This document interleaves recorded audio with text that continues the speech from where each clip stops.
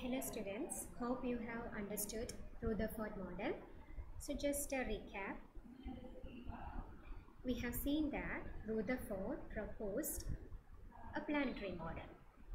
Do you remember it? So what was the speciality?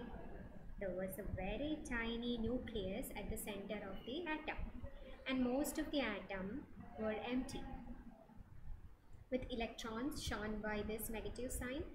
So electrons were revolving around the nucleus in circular orbits. But what was the problem with the Rutherford model? Do you remember it? What was the problem? Yeah, the stability of atom cannot be explained using Rutherford model. Why? Why cannot it explain the stability of an atom? Yes, electron is a charged particle. So if it is in motion, that is in this case circular motion, what will happen? It will be radiating out energy. Any charged particle in motion will be radiating out energy. So if an electron with high energy will be at the almost outer portion of the atom. So if it loses energy, what will happen? It will jump to the next lower orbit. Okay, so this will continue, and once it becomes very closer to the nucleus, the attractive force will be very much active and electron will fall down into the nucleus. So what will happen? Will that atom will exist? No, such an atom will be unstable. But is the atom unstable? No, we are all made up of atoms. We can see materials. So atom is present everywhere. That means atom is stable. So the stability of an atom cannot be explained using the model proposed by Rutherford. So that's why Bohr has come up with his own way of atomic model 2 years later, 1930. So he also used the same concept, except that there was something special about the orbits. He considered same positive charge nucleus as proposed by Rutherford, but his conditions were based on quantum theory. He proposed that electron cannot occupy all the orbits around the nucleus. Only certain specific energy levels are possible. Okay. So that was the model, and this was proposed in tune with the formula given by Rydberg. Do you know who is Rydberg? The Rydberg has done very much of spectroscopic study. That means he has studied what kind of light has been absorbed or emitted by any atom. Simplest atom is hydrogen. So he has obtained, or empirically, that means from the data, by matching it, he has proposed a formula. So this, in tune with this Rydberg formula, Bohr proposed his Bohr model.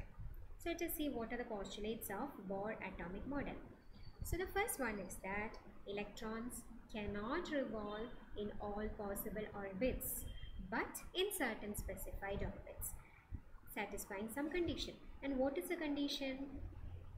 These orbits are those in which if the electron is rotate or move, the angular momentum means the momentum involved with the rotating body.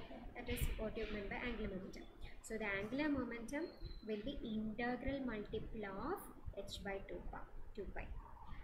Integral means integer multiple, and can take 1, 2, 3, any number of quantum numbers. So if an electron is in such an orbit, then it won't radiate any energy. So is there any case of losing of energy and collapse of electron into the nucleus? No, such a problem is not there. Why? Because the electron now orbit in a stationary orbit. What is the specialty of stationary orbit? It will not radiate any energy. So but we are still getting some radiation from atom, right? So how does it possible? It is possible, that is, radiations will emitted or absorbed depending upon whether the electron jumps from one orbit, one stationary orbit of higher energy to a lower energy and vice versa.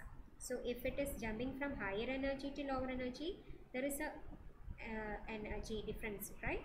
So those energy difference will be emitted out. That is, emission line will be obtained. If the electron is jumping from lower energy to a higher energy, then it requires absorption of energy to go to the higher energy. So then this particular energy will be absorbed. So that is how we get absorption lines and emission lines. Lines means spectral lines. Whenever an electron jumps from one stationary orbit to another, okay, as long as it is rotating in one single orbit, no radiation will happen. Only if it moves from one orbit to another, there will be radiation, emission or absorption based on whether it is jumping from higher to lower or lower to higher. So hope it is clear. So both Rutherford and Bohr has contributed to the planetary model. Okay. So in the planetary model, Rutherford has proposed that there is a tiny nucleus at the center and most of the spaces in an atom is empty and electrons are rotating in about the nucleus. And what is the addition made by Bohr? He proposed that not all orbits are possible, only certain fixed orbits which are called stationary orbits. So hope you have understood, and this was the timeline we have been discussing.